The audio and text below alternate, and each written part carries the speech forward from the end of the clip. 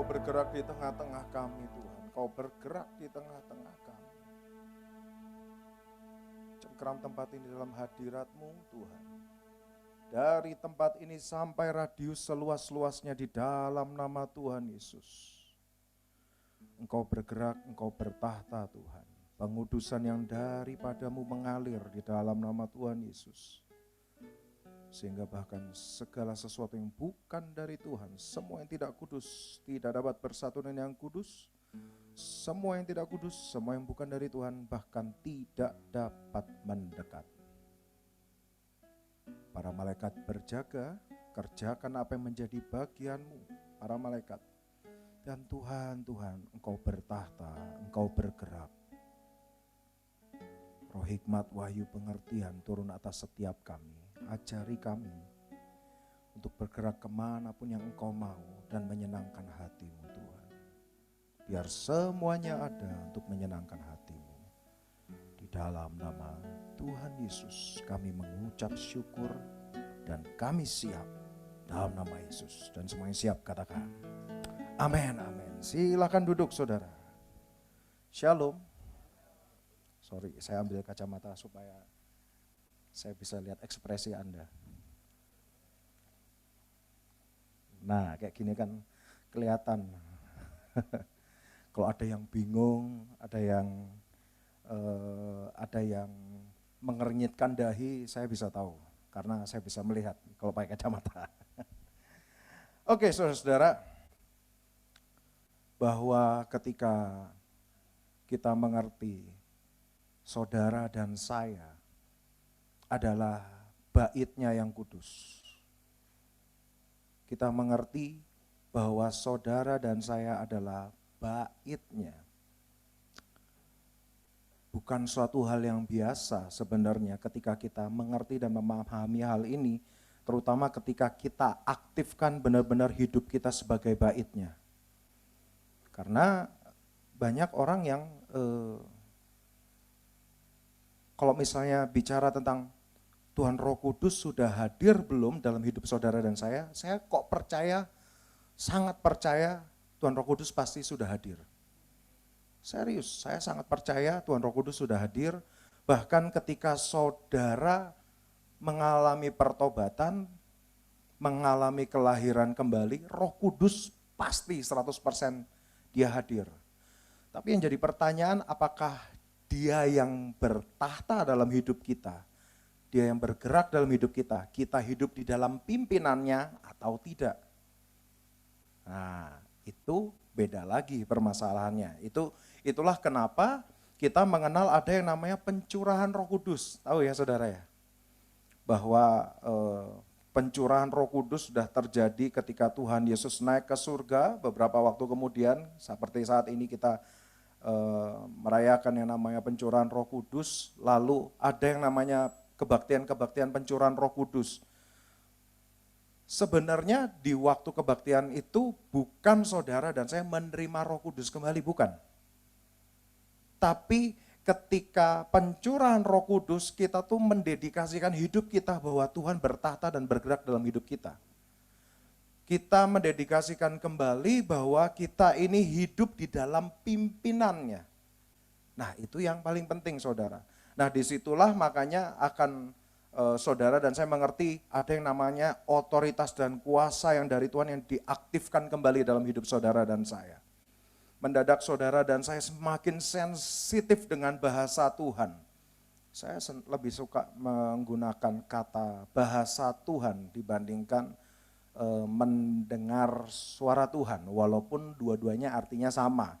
Tapi kalau saya menggunakan bahasa bisa dengar suara Tuhan, sebagian besar dari kita akan terintimidasi. Aku ya pengen denger gitu ya, anakku gitu, tiba-tiba misalnya kayak gitu. Aku ya pengen denger suara yang seperti itu.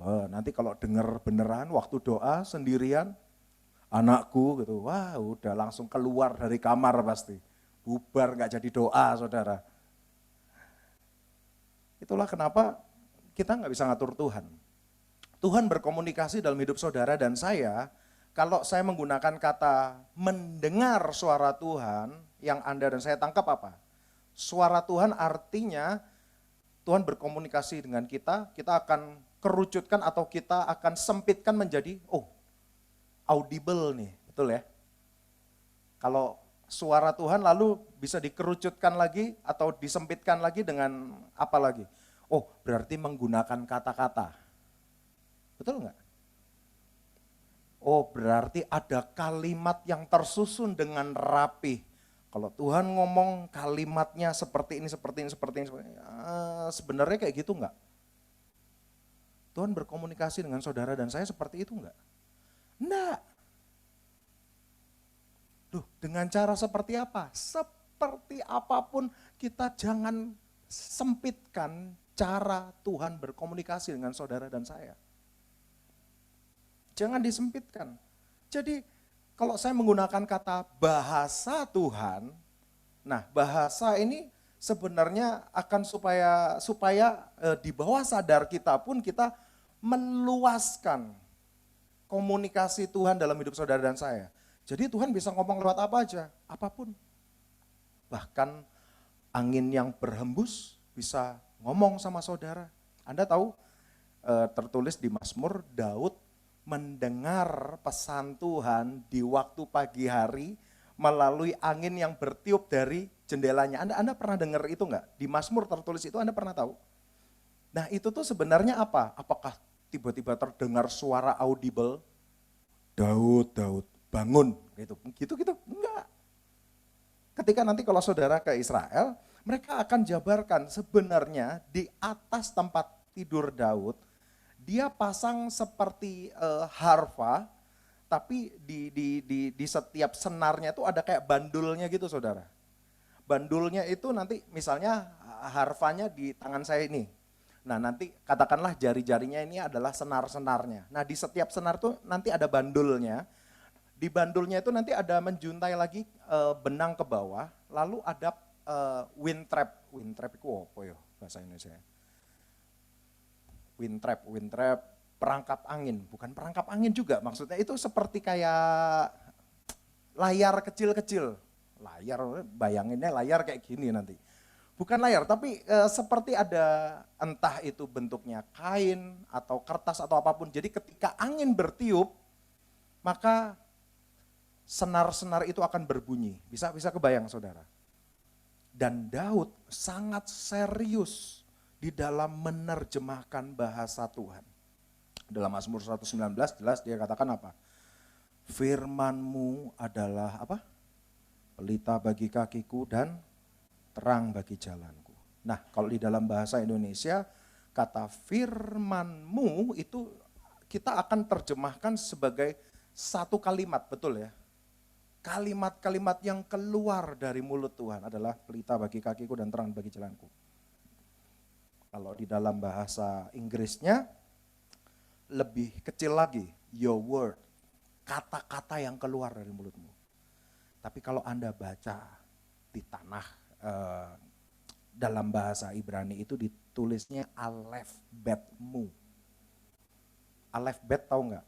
Alfabet. Jadi alef bet itu adalah alfabet tapi dalam bahasa Ibrani.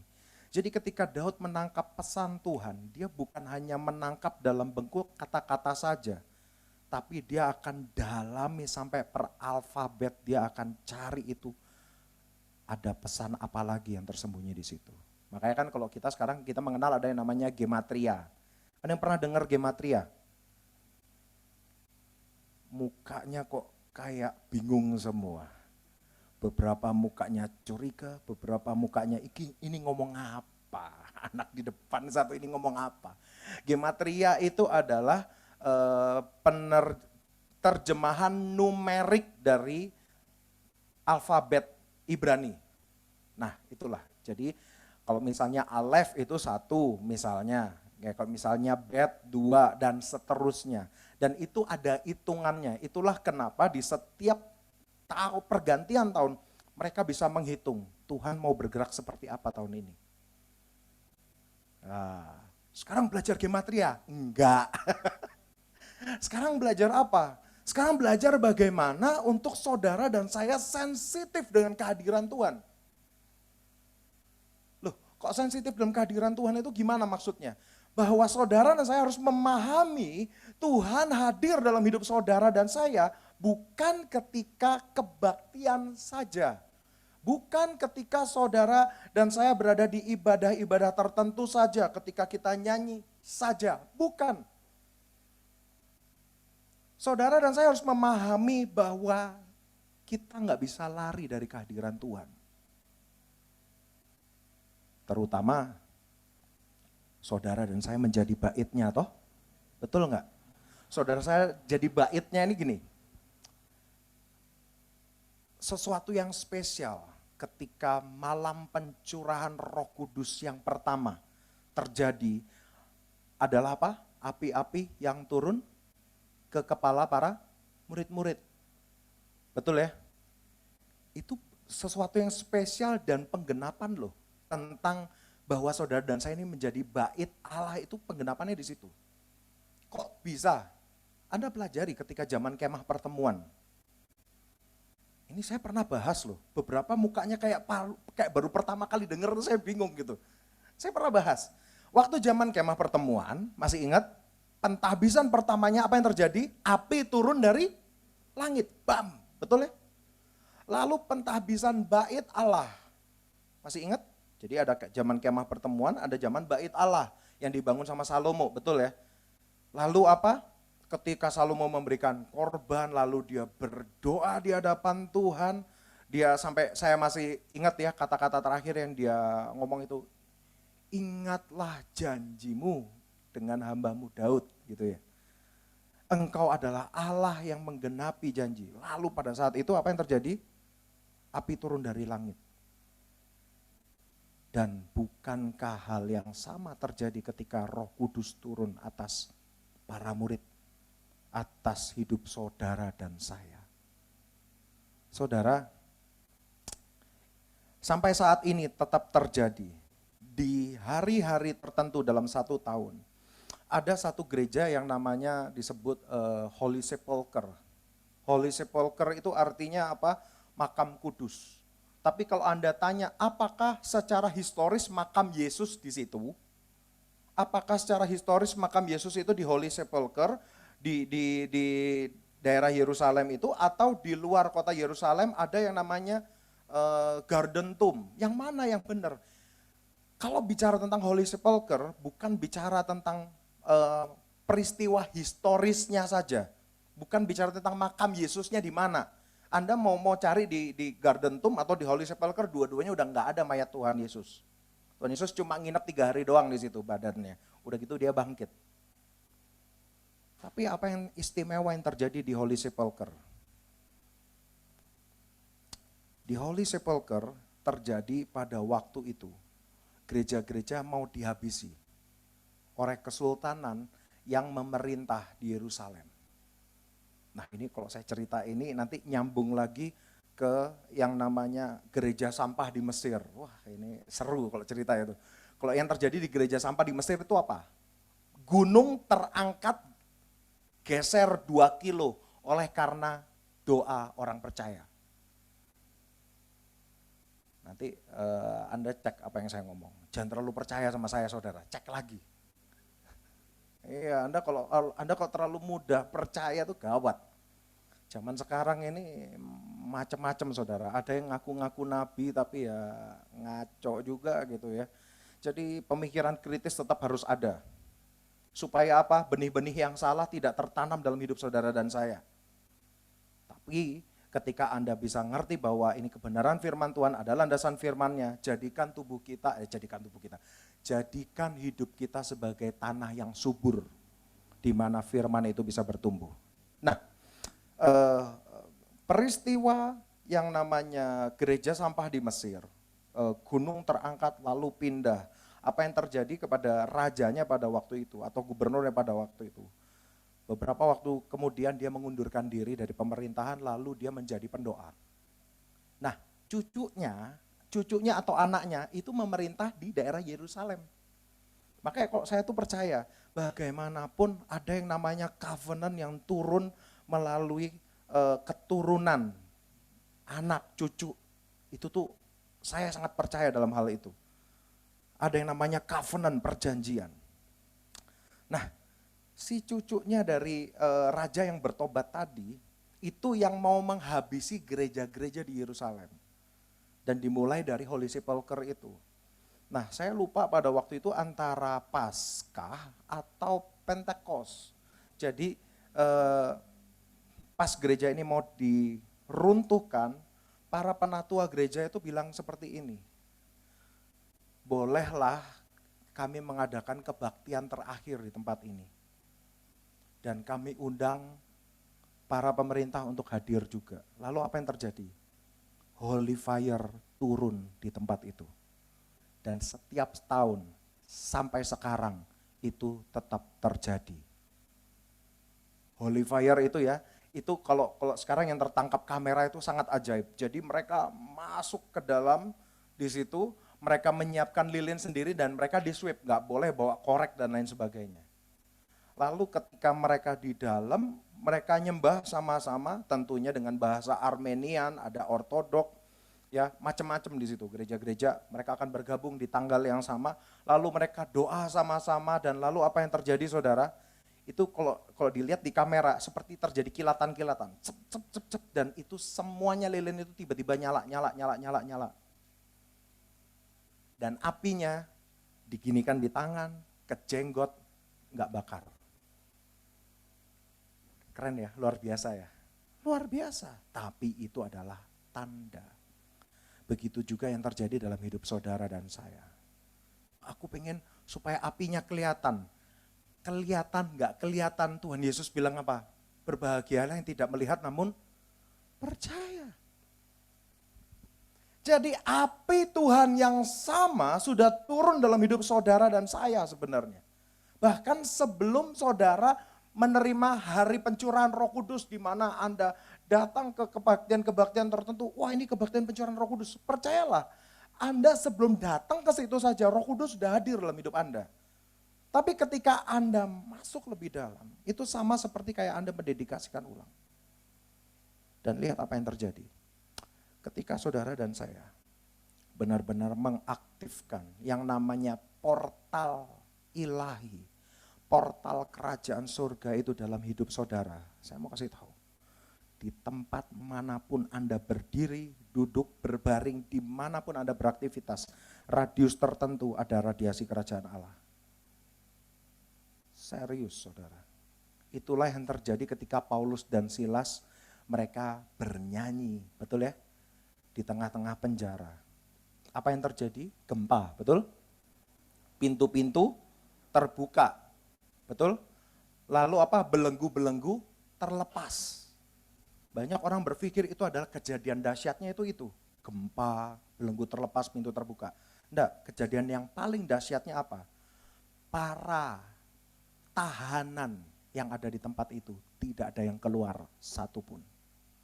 Itu kejadian yang paling luar biasanya.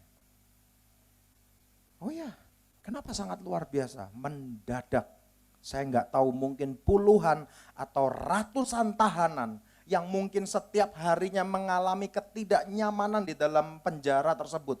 Mungkin sebagian mereka mengalami aniaya dari tentara Romawi. Mereka menunggu-nunggu pintu terbuka dan mereka entah pengen kabur, entah mereka pengen memukuli para penjaga, betul ya? Mendadak, pintu terbuka, belenggu terlepas, tidak ada satupun yang keluar dari kamar mereka masing-masing. Anda bayangkan, ketika hal yang sama terjadi dalam hidup Anda. Ini maksudnya bukan Anda nyanyi terus gempa, bukan ya.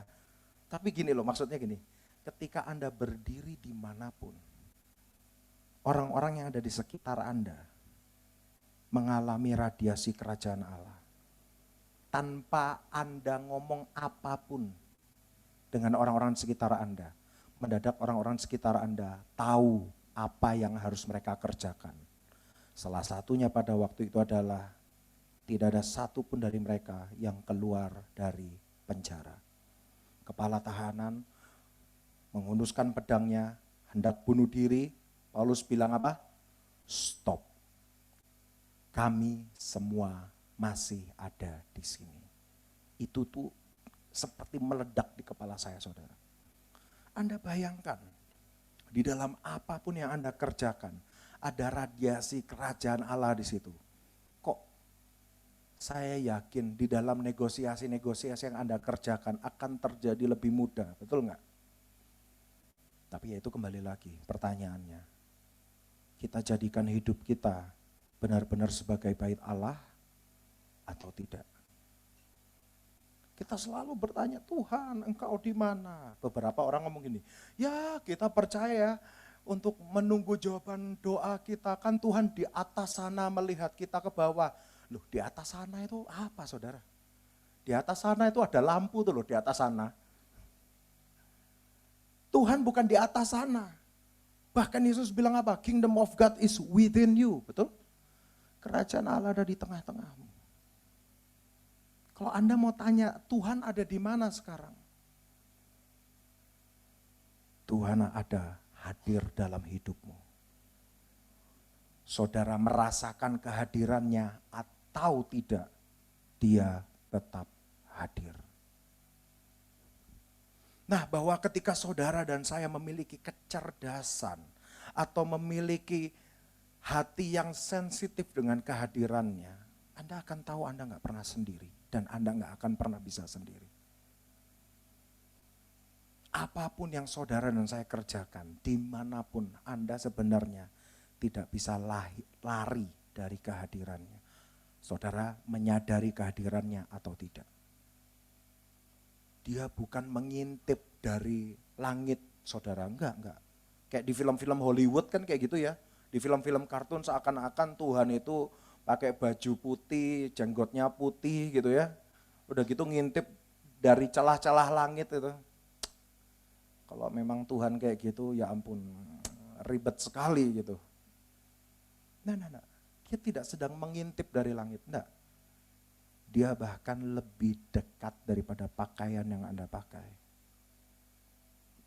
DNA-nya mengalir di dalam setiap peredaran darah Anda. Dan Anda kalau misalnya menyadari kehadirannya, Anda akan cukup sensitif dengan bahasanya. Dari apapun yang terjadi di sekitar Anda akan tahu, oh sebenarnya ini Tuhan ngomong sesuatu dalam hidupku. Ya. Tapi ini gak instan, itu masalahnya. Masalahnya kan kita lebih suka yang instan. Tumpangin tangan, tahu-tahu malam-malam dengar suara gitu kan, pengennya kayak gitu. Nah. Itu semua harus dilatih, saudara. Harus dilatih. Kalau kita gak mau melatih diri kita, nanti ya waktu kita sama-sama pulang nih, ketemu sama Tuhan, Tuhan akan putar semua apa yang terjadi dalam kehidupan saudara dan saya. Kita akan tahu betapa bawelnya Tuhan sebenarnya, tapi betapa budeknya kita sebenarnya. Ya. Kalau Anda cukup sensitif dengan bahasa Tuhan, melalui daun yang jatuh di hadapan saudara, Anda tahu Tuhan ngomong apa. Tapi kalau misalnya kita bicara tentang memahami bahasa Tuhan, oke, sebelum itu dulu deh, latih dulu kesadaran bahwa Dia selalu hadir dalam hidup Anda. Buat diri Anda mengerti bahwa Anda tidak pernah sendiri, dan Anda nggak pernah bisa lari dari kehadirannya. Anda akan tahu nanti. Amin, saudara. Dan yang terutama, saya mau kasih tahu. Di dalam kekristenan kita, pertumbuhan kerohanian kita ini nggak bisa tanpa Roh Kudus. Kalau kita nggak serius tentang hal ini, kita nggak serius untuk melatih diri kita, untuk sensitif dengan bahasa Tuhan. Akan berat, saudara, serius. Kenapa berat? Di dalam kehidupan ini kan banyak kita mengalami hal-hal yang tidak nyaman toh? Ya enggak sih? Apakah ada yang orang yang hidupnya flat terus? Percaya kalau ada orang yang mengalami hidupnya flat, tidak pernah mengalami ancaman, gak pernah deg-degan, gak pernah apa, pasti dia juga gak pernah bahagia. Pasti dia gak akan pernah tahu rasanya happiness itu seperti apa. Saya kan pernah bahas. Ketika seseorang bertanya, kenapa sampai harus terjadi? Kita hidup di muka bumi, bertemu dengan banyak hal yang menyebalkan dalam hidup kita. Kita kan pernah bahas ya. Hidup ini adalah perjalanan keserupaan dengan Allah. Masih ingat? Saya pernah bahas kan, ditulis dalam Kejadian 1, Tuhan ingin menciptakan manusia apa? Serupa segambar. Tapi pada waktu itu Tuhan ciptakan manusia apa? Serupa segambar enggak? Lupa semua. Kalau Anda baca, tidak ditulis serupa segambar akhirnya Tuhan ciptakan. Baca di dalam Kejadian 1. Akhirnya Tuhan ciptakan pada waktu itu manusia segambar dengan Allah. Serupa enggak? Belum. Nah terus serupanya kapan? Nah ketika kita jalani kehidupan ini, proses keserupaan dengan Allah itu terjadi. Itulah kenapa dalam hidup saudara dan saya ada yang namanya pencobaan, ada yang namanya proses. Proses itu apa sih? Proses itu kan artinya dari bentuk yang seperti apa menjadi bentuk yang lain, betul nggak?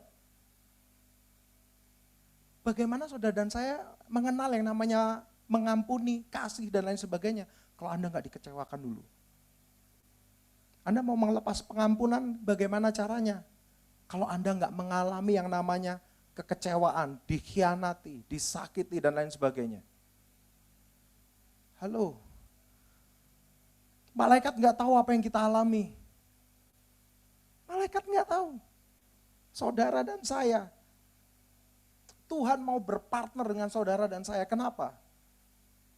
Karena saudara dan saya ngerti yang namanya kesetiaan itu apa. Ngerti yang namanya berkorban itu seperti apa. Ngerti yang namanya melepas pengampunan itu seperti apa. Melalui apa? Melalui pengalaman hidup yang saudara dan saya alami. Jadi ketika saudara dan saya mengalami hal yang tidak nyaman dalam kehidupan, jangan cepat berburuk sangka, jangan. Jangan cepat berburuk sangka, terus menghadap ke langit gitu ya, kayak di film-film India gitu ya. Nunggu hujan dulu gitu ya, padahal bukan musim hujan gitu. Lari keluar, kenapa Tuhan, kenapa gitu. Apa salahku Tuhan? Waduh saudara, jangan tanyakan pertanyaan konyol itu. Kalau nanti Anda tanya, apa salahku Tuhan? Loh kalau aku jadi Tuhan ya, bener, serius? Malaikat-malaikat sini-sini, hitungin. Bubar saudara. Jangan pernah nanya, salahku apa Tuhan? Kenapa aku harus mengalami seperti ini? Gak usah tanya. Kehidupan ini, Anda mengalami kekecewaan, Anda mengalami yang namanya keterbatasan secara finansial. Anda mengalami yang namanya Anda berjuang dan ternyata belum berhasil, betul? Anda mengalami hal yang tidak mudah. Saya mau kasih tahu, semua hal yang tidak mudah dalam hidup saudara dan saya, tidak ada satupun yang terjadi secara random. Seharusnya saudara dan saya sebagai orang percaya, kita nggak percaya dengan yang namanya kebetulan. Amin. Anda percaya gitu dengan yang namanya kebetulan? Kalau saya sih nggak percaya saudara. Segala sesuatu terjadi ada sebab dan akibatnya. Segala sesuatu yang terjadi sebenarnya ya, apalagi orang yang ngerti matematika dan suka dengan ilmu matematika gitu ya. Kalau ilmu matematika itu kan mencari harmonisasi di dalam kekacauan apapun. Nanti ketemu tuh hitungannya seperti apa. Jadi sebenarnya tidak ada yang terjadi yang terlalu random dalam hidup manusia. Nah begitu juga saudara dan saya. Pahami dalam hidup saudara dan saya, hal yang berat, apapun yang terjadi, tidak ada satupun yang terjadi karena kebetulan atau ketiban sial atau random dan lain sebagainya, enggak ada. Semuanya terjadi karena ada alasannya. Amin. Nah, nanti ketika saudara dan saya menjalani kehidupan, saya akan bukakan dulu deh. Roma 8.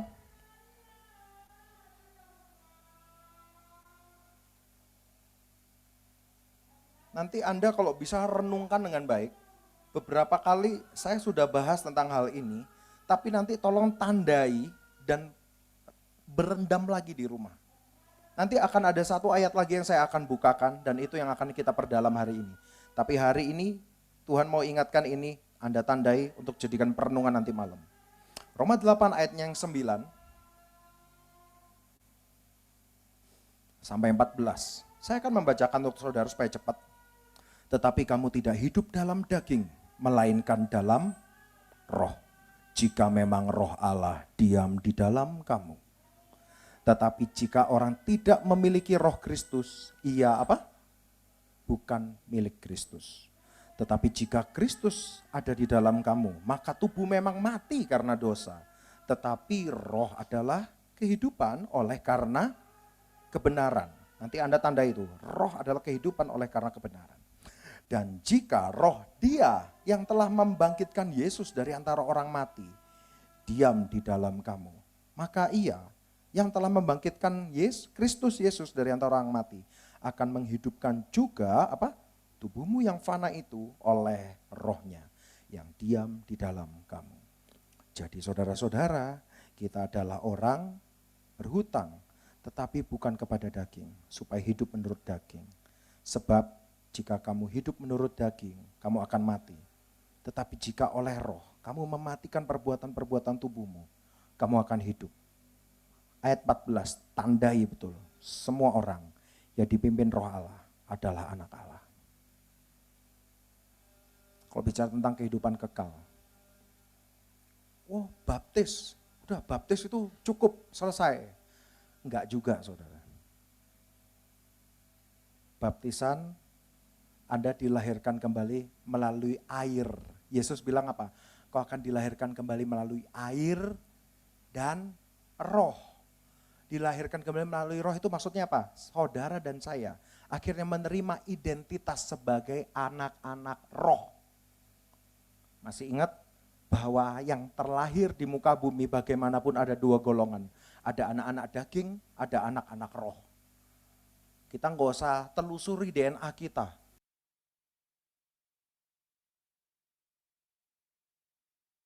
Mengalami kelahiran kembali melalui air dan roh. Identitas yang baru sebagai anak roh itu ada dalam hidup saudara dan saya. Dan tapi ternyata itu tidak cukup. Di situ dikatakan apa? Saudara dan saya harus hidup di dalam roh. Ya.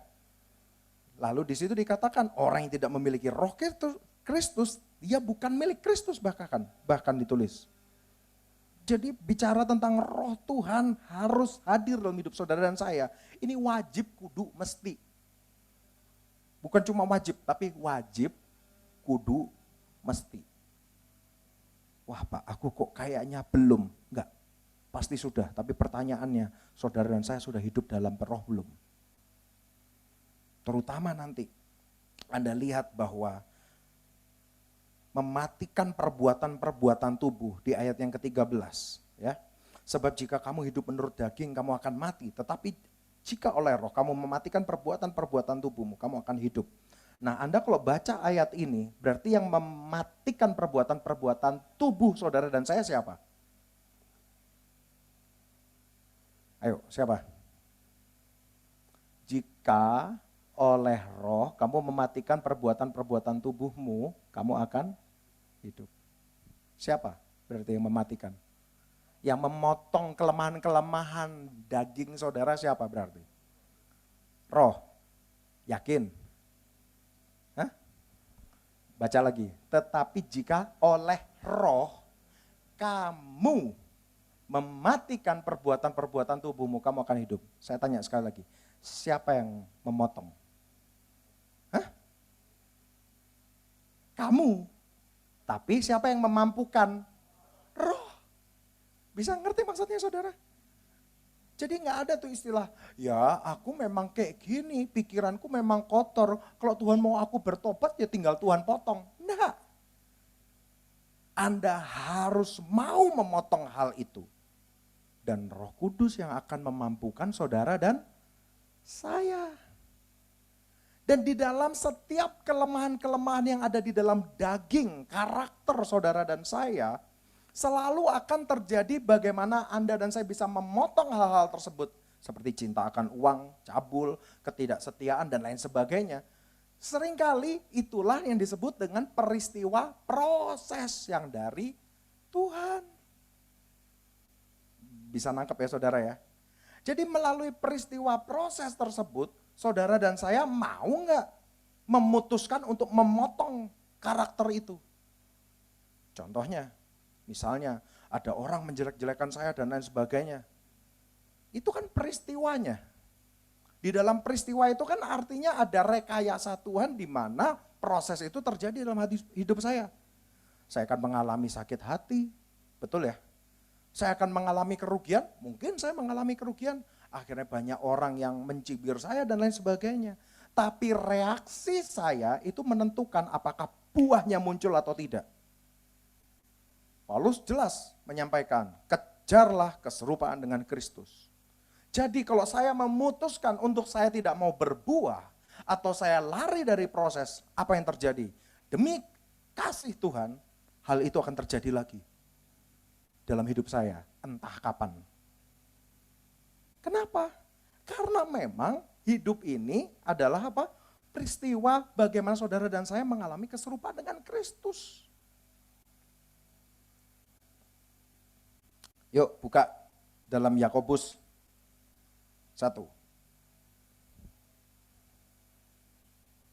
Ini kalau kapan-kapan kita tanya jawab seru kayaknya ya. Betul nggak? Tapi kalau tanya jawab itu sebenarnya itu baik, sangat baik menurut saya. Kalau zaman gereja mula-mula kan kayak gitu, mereka bertanya jawab, berbincang dan tanya jawab. Jadi nggak cuma terima satu arah. Ada ini kayaknya nggak bisa saya terima, nggak apa-apa, tanyain. Tapi kan kadang-kadang ya kalau tanya jawab itu banyak orang yang nggak berani nanya. Kenapa nggak berani nanya? Saya tuh pernah buat riset gitu. Kenapa ketika tanya jawab nggak berani tanya, kenapa? Biasanya ada yang malu, ya toh? Ada yang malu. Terus ada yang takut mempermalukan pembicaranya. Kenapa? Takutnya pembicaranya nggak bisa jawab. Enggak juga sih. Sebenarnya kalau nggak bisa jawab ya tinggal saya ngomong nggak tahu kan gitu. Malu nggak? Harusnya nggak usah malu. Justru di situ kita bisa belajar bersama. Terus yang selanjutnya trauma. Loh kenapa?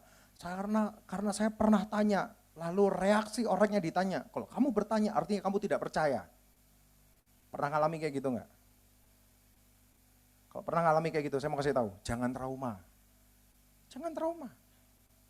Ketika Anda bertanya, karena gini, ada seseorang dia ngomong sama saya, aku nih trauma kenapa ketika aku nanya, si hamba Tuhan tersebut bilang bahwa kalau kamu tanya artinya kamu nggak percaya.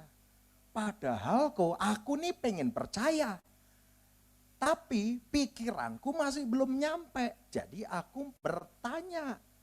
Maksudnya apa? Aku belum percaya, namun bantulah aku yang mau percaya, gitu loh maksudnya.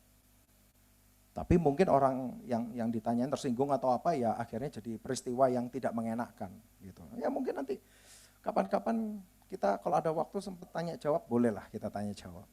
Supaya apa? Anda baca dalam firman Tuhan, peristiwa bagaimana Yesus bertumbuh hikmatnya itu ditulis kalau nggak salah di Lukas deh.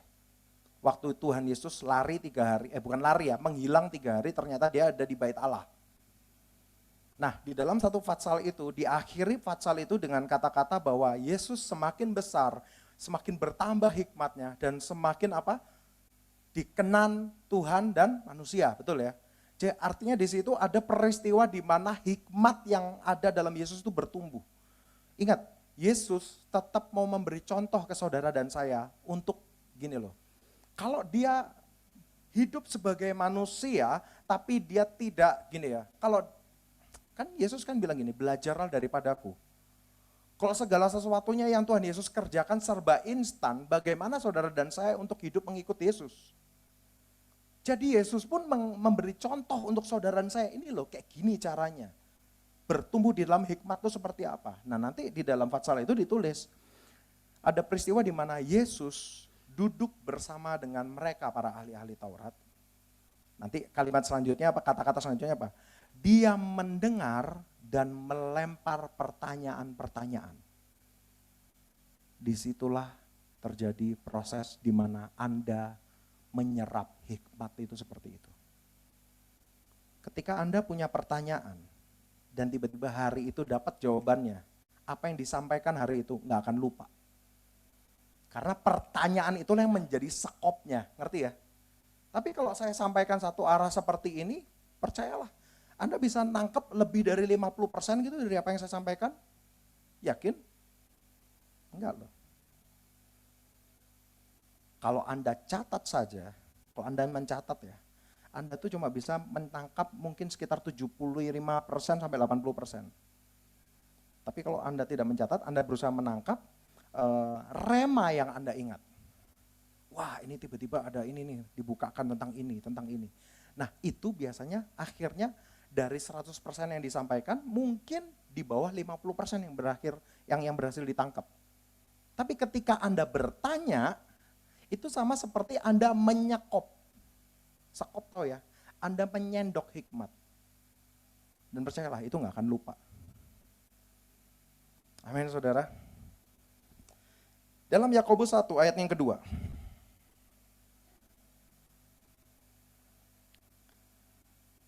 Di situ dituliskan, saudara-saudaraku, anggaplah sebagai suatu kebahagiaan apabila kamu jatuh ke dalam berbagai-bagai pencobaan. Sebab kamu tahu bahwa ujian terhadap imanmu itu menghasilkan apa? Ketekunan. Dan biarlah ketekunan itu beroleh buah yang matang, supaya kamu menjadi sempurna dan utuh dan tidak kekurangan suatu apapun.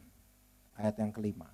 Tetapi apabila di antara kamu ada yang kekurangan hikmat, hendaknya ia memintakannya kepada Allah, yang memberikan kepada semua orang dengan murah hati dan dengan tidak membangkit-bangkit, maka hal itu akan diberikan kepadanya. Ayat 6.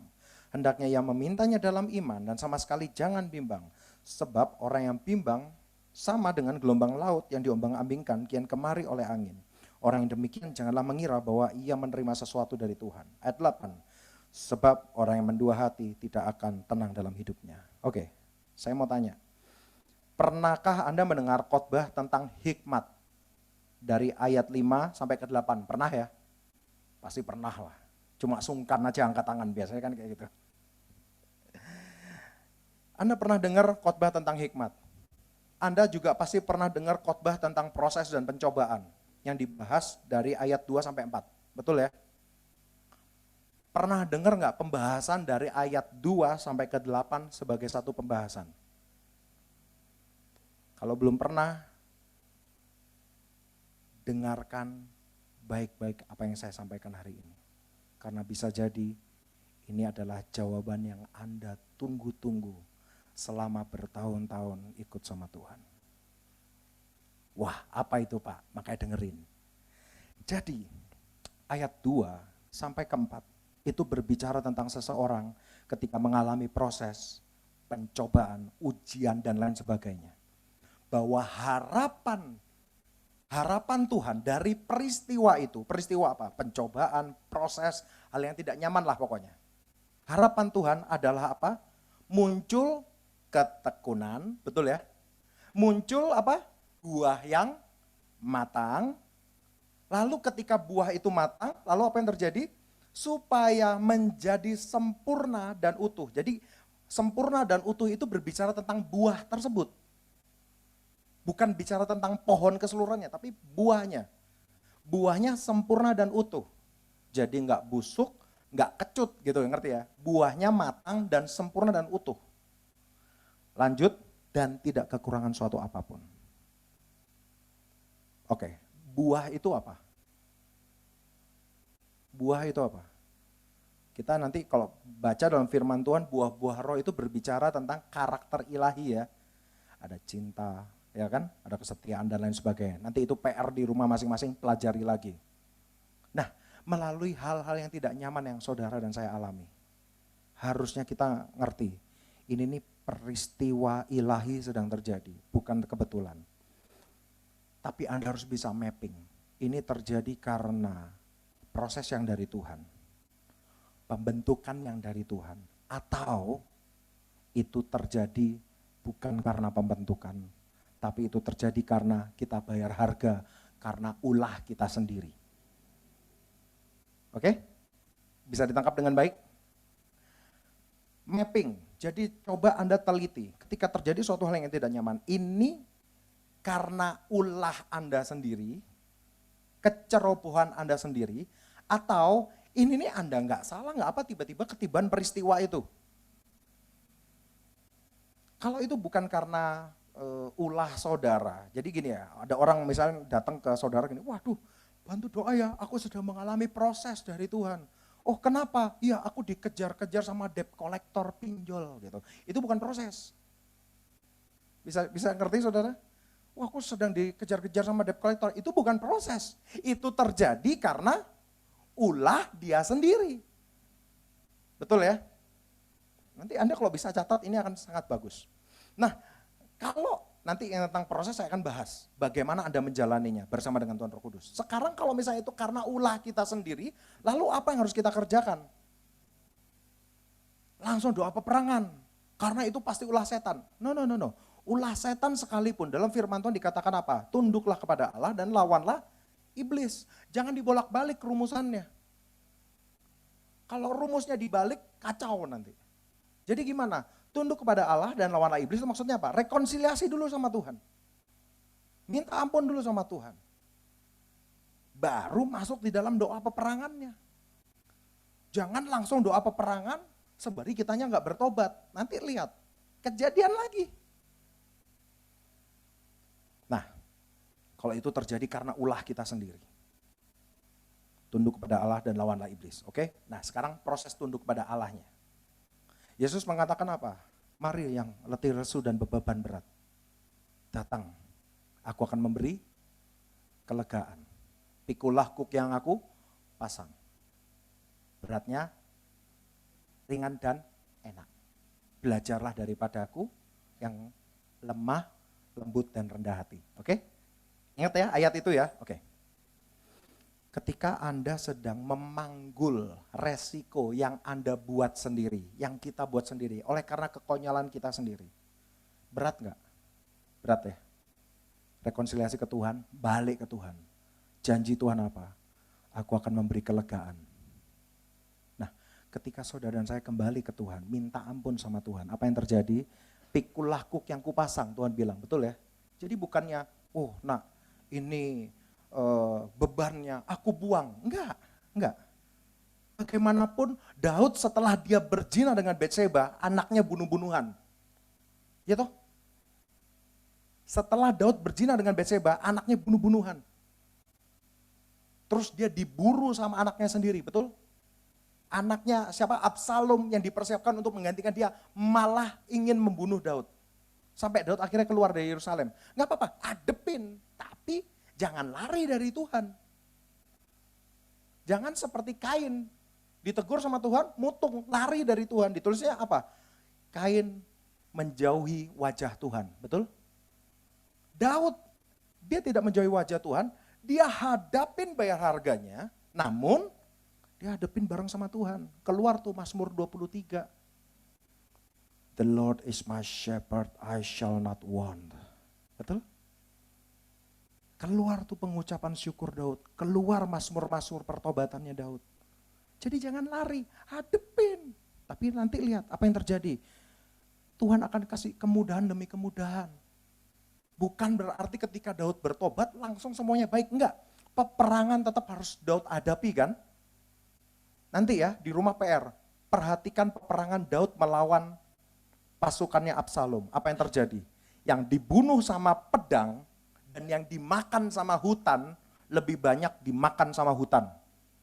Supranatural enggak tuh? Anda pernah baca enggak? Bingung pasti. Hah, emang ada ditulis dalam Alkitab? Ada, cari. Yang dibunuh sama pedang, nanti Anda cari tuh. Kalau enggak salah hutan Efraim kalau enggak salah. Yang dibunuh sama pedang dan yang dimakan sama hutan, lebih banyak yang mati dimakan sama hutan. Anda bayangkan pasukan mati di tengah hutan. Itu nggak masuk akal kalau nggak ada rekayasa Tuhan di situ. Loh, berarti Tuhannya hidup.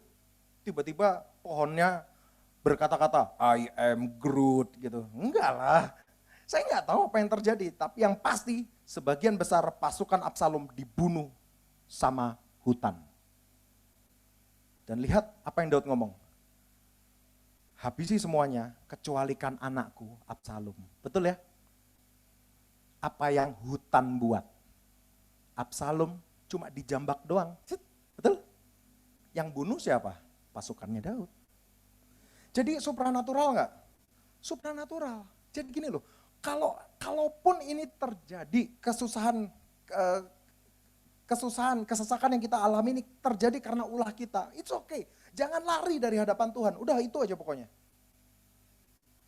Minta ampun sama Tuhan, jangan lari dari hadapan Tuhan dan legowo.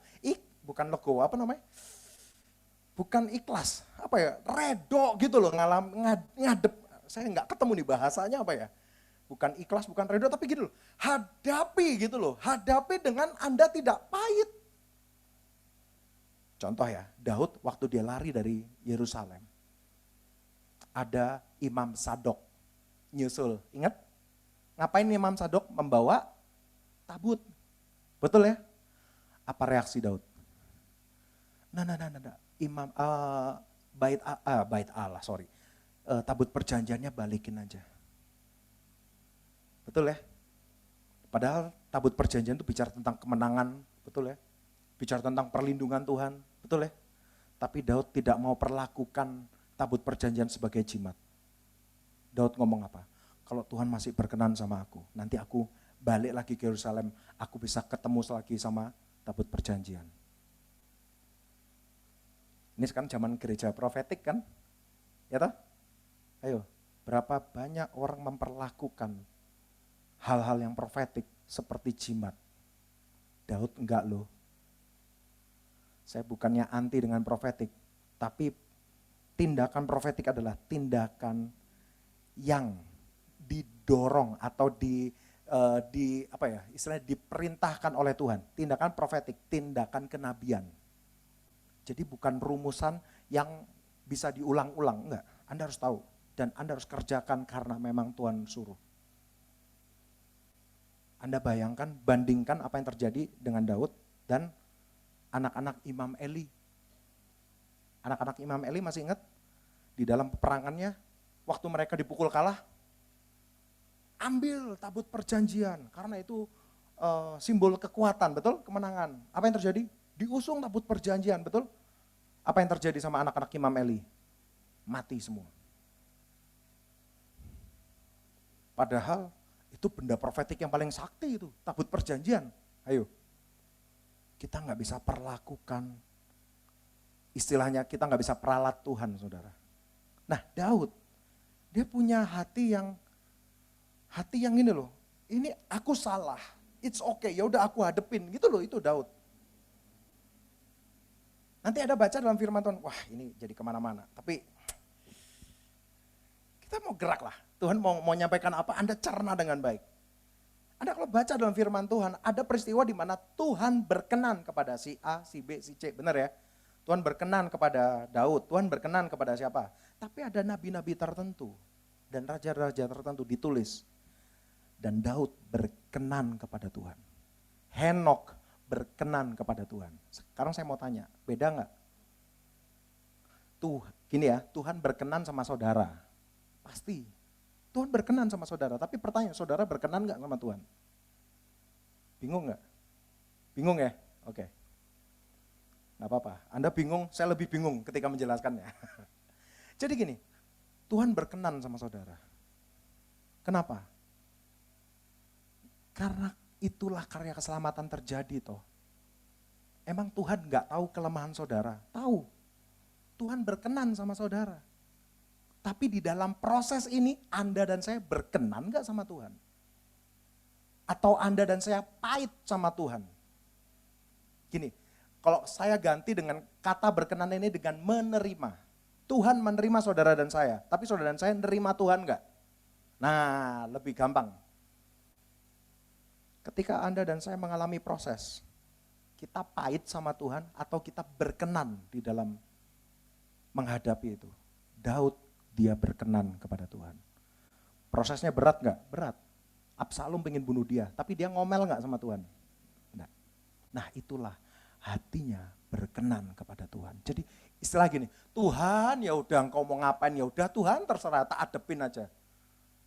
Yang penting engkau jangan marah sama aku. Apapun Tuhan nggak apa-apa. Nah itu loh contoh berkenan. Amin saudara. Nah Anda lihat, kalau itu terjadi karena kesalahan saudara dan saya, ulah kita, hadepin, minta ampun sama Tuhan. Anda lihat, Tuhan akan rekayasa, ada kemudahan demi kemudahan nanti. Percaya saudara, percaya. Jangan cepat berburuk sangka dengan keadaan. Hadepin, jangan cepat ngomel. Nah, pertanyaan selanjutnya, ketika itu bukan karena kesalahan saudara dan saya, bukan kelalaian saudara dan saya, tiba-tiba ada kejadian yang berat yang menimpa, bam! Lalu apa yang harus kita kerjakan? Anda harus bisa menelisik di dalam peristiwa ini, buah apa yang harus muncul dari hidupku. Apakah harus keluar yang namanya pengampunan? Apakah harus keluar yang namanya kasih? Apakah harus keluar yang namanya apa? Pokoknya buah-buah roh itu Anda lihat satu-satu. Anda lihat buahnya apa. Nah ketika Anda muncul buahnya, percayalah Tuhan tidak akan berlambat-lambat untuk mengangkat Anda. Ngapain saudara? Tuhan gak kengangguran gitu loh. Oke? Anda bisa cerna ini dengan baik. Bisa ya? Jadi ketika saudara dan saya mengalami proses, Anda tahu harus keluar buah roh apa. Anda harus tahu, Anda tahu kedewasaan apa yang harus muncul. Dan Anda munculkan itu bersama dengan Roh Kudus. That's it, selesai. Selesai itu maksudnya apa? Pulang ke surga? Enggak. Setelah itu selesai apa? Anda akan mengalami yang namanya pemulihan. Kenapa orang Israel keliling 40 tahun? Karena mereka tegar tengkuk dibilangnya kan? Bebal kan? Nah sekarang saya mau nanya. Berapa banyak dari kita tidak menyadari ketika proses Tuhan buat dalam hidup kita nggak sadar, kita gagal mencerna peristiwa proses ini ternyata harus muncul yang namanya karakter-karakter tertentu. Kita gagal mencerna kejadian itu. Akhirnya apa? Kita ngomel dan lain sebagainya. Akhirnya apa yang terjadi? Keliling 40 tahun. Oke, siap-siap ya. Ini clue-nya. Itulah ayat 5 ditulis. Tetapi apabila di antara kamu ada yang kekurangan hikmat, hendaklah ia memintakannya kepada Allah. Itu jawabannya. Oke, saya coba jelaskan pelan-pelan. Kenapa seseorang di dalam proses hidupnya keliling 40 tahun? Karena dia nggak punya hikmat. Dia nggak jalan sama Roh Kudus. Dia nggak punya hikmat. Dia gagal mencerna kejadian-kejadian dalam hidupnya. Akhirnya apa? Berputar lagi di permasalahan yang sama. Berputar lagi di dalam proses yang sama. Berputar lagi di dalam proses yang sama. Saya percaya di masa-masa sekarang Tuhan mau percepatan itu terjadi dalam hidup saudara dan saya. Amin. Ketika proses itu terjadi, gak ada yang keliling 40 tahun. Amin. Ketika proses itu terjadi, raksasa berdiri di hadapan saudara, penggal. Langsung masuk lagi next level, penggal lagi, masuk lagi next level. Itu yang Tuhan mau. Anda tahu percepatan itu apa? Percepatan itu bukan jalan instan. Dari, waduh aku karena sudah terlalu tua, udah aku langsung masuk kuliah saja. Aku gak usah TK, SD, SMP, SMA gak usah. Bisa gak? Gak bisa. Kalau instan kayak gitu bisa nggak? Nggak bisa. Karena apa? Wawasan dan pengetahuan SD, SMP, SMA tetap dibutuhkan untuk masuk kuliah. Betul nggak? Betul ya? Akhirnya apa yang terjadi? Mau juga jalan percepatan. Percepatan itu apa? Semua pelajaran SD dipelajari dalam waktu 3 bulan. Pelajaran SMP dipelajari dalam waktu 1 bulan. Pelajaran SMA dipelajari dalam waktu 1 bulan. Lalu disingkat ujiannya. Nah, ada juga seperti itu, itulah percepatan. Sekali lagi saya mau ingatkan, tidak ada jalan instan dan jangan ingini jalan instan. Yesus saja memberi contoh ke kita, dia tidak mengambil jalan instan toh. Di dalam pencobaan di padang gurun, setan bilang apa? Ubah batu ini jadi roti. Itu jalan instan enggak? Instan. Daripada jalan ke kota, mendingan batu diubah jadi roti. Kalau aku jadi Tuhan Yesus, setannya saya rubah jadi rawon. Jadi rawon setan, kan gitu, tak makan. Enak aja batu diubah jadi roti, kamu aja tak buat jadi rawon, kan gitu. Ya kan puji Tuhan, Tuhan bukan saya dan saya bukan Tuhan. Dia memberi contoh yang tepat. Dia tidak mengambil jalan pintas. Amin. Suruh lompat dari bumbungan bait Allah. Itu jalan instan kan? Jalan instan. Anda tahu bumbungan bait Allah, kalau dia lompat dari bumbungan bait Allah, turunnya kemana? Kok bingung sih saudara? Ini bumbungan bait Allah. Dia lompat dari bumbungan bait Allah. Berarti mendaratnya di mana? Nggak mungkin mendarat di Jakarta, nggak mungkin. Nggak mungkin mendaratnya di Bandung. Kalau lompatnya dari bumbungan bait Allah, berarti mendaratnya di bait Allah. Ngerti saudara? Dan bukankah di situ riwa-riwinya imam-imam besar, ahli Taurat dan lain sebagainya? Anda bayangkan kalau Tuhan Yesus lompat dari bumbungan bait Allah, lalu dia mendarat seperti Superman, jeger.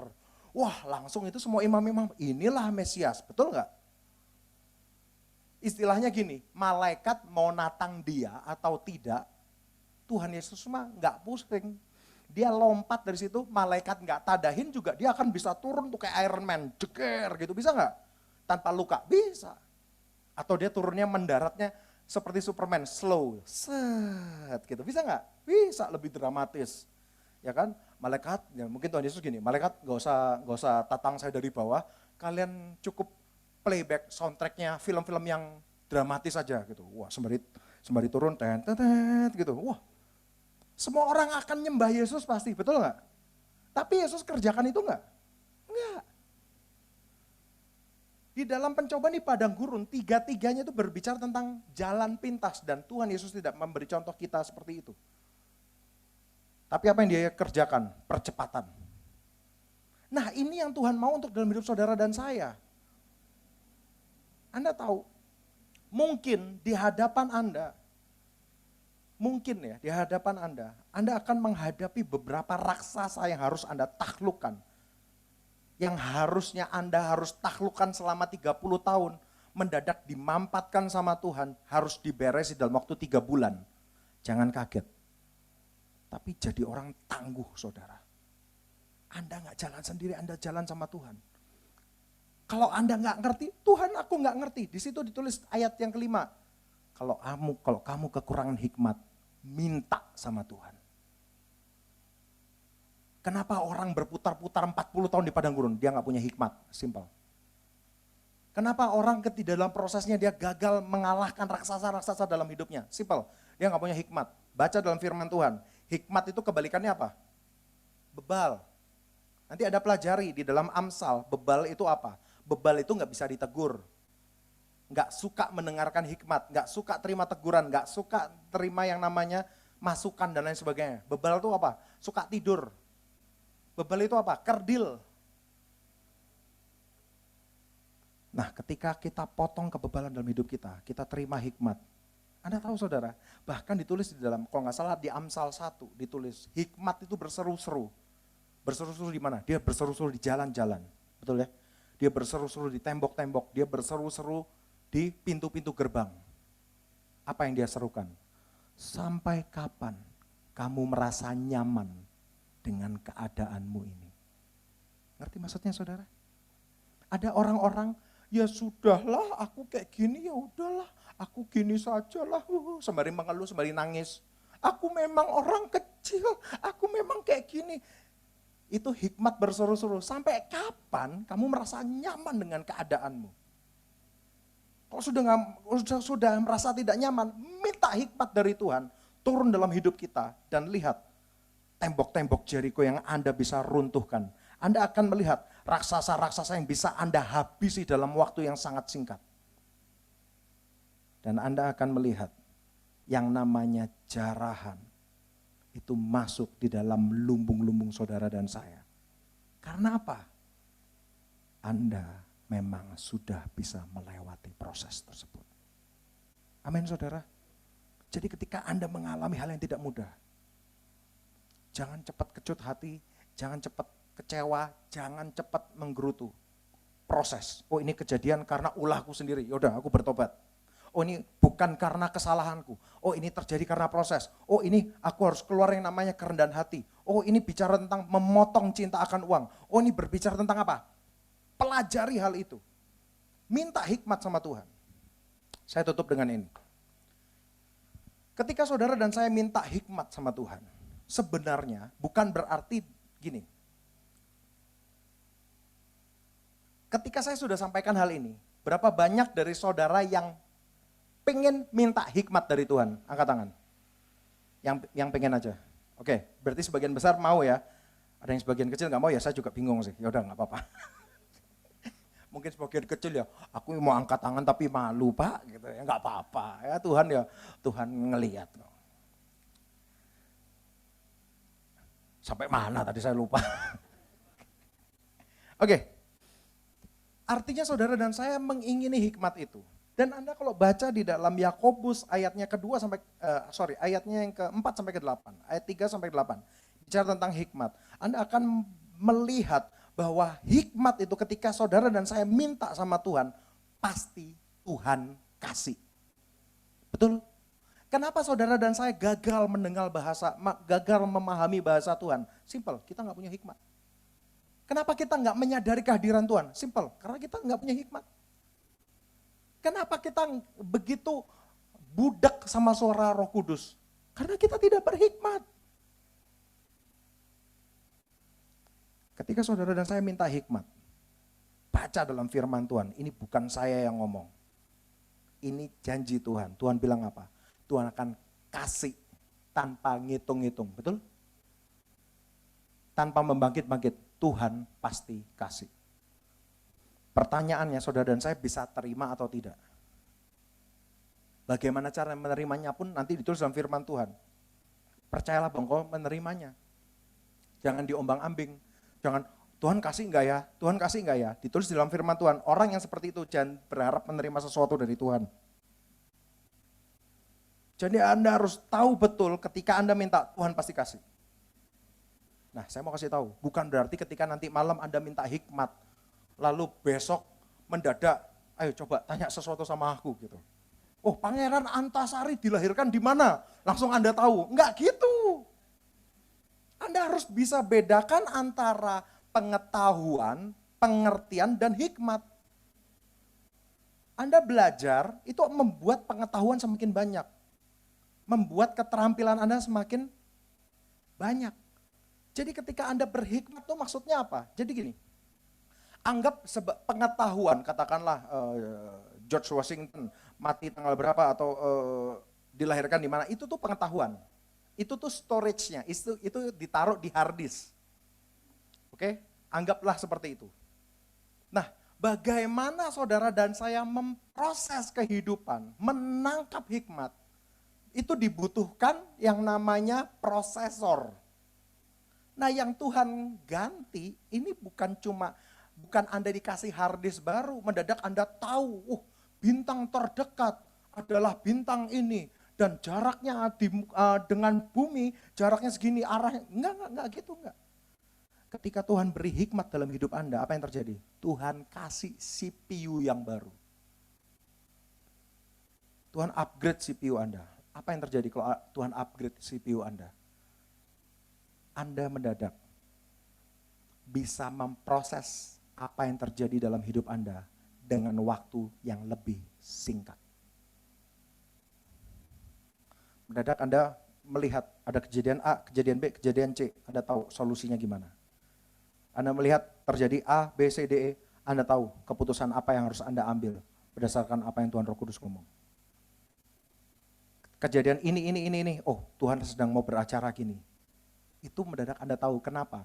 Karena hikmat Tuhan taruh dalam hidup Anda. Amin saudara. Saya rindu Anda bisa memahami hal ini. Tangkap dengan baik.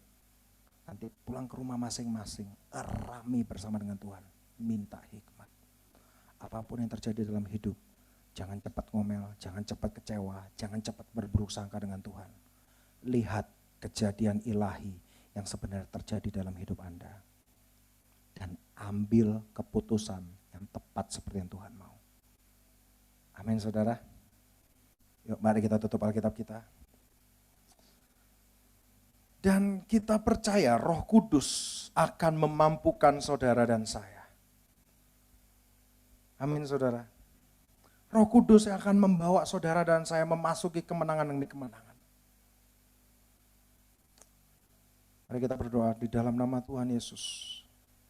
Hamba mengucap syukur Tuhan setiap benih kebenaran firman-Mu yang sudah Engkau taburkan hari ini. Tuhan Roh Kudus, hari ini kami mendedikasikan ulang hidup kami. Engkau yang berkuasa atas hidup kami Tuhan.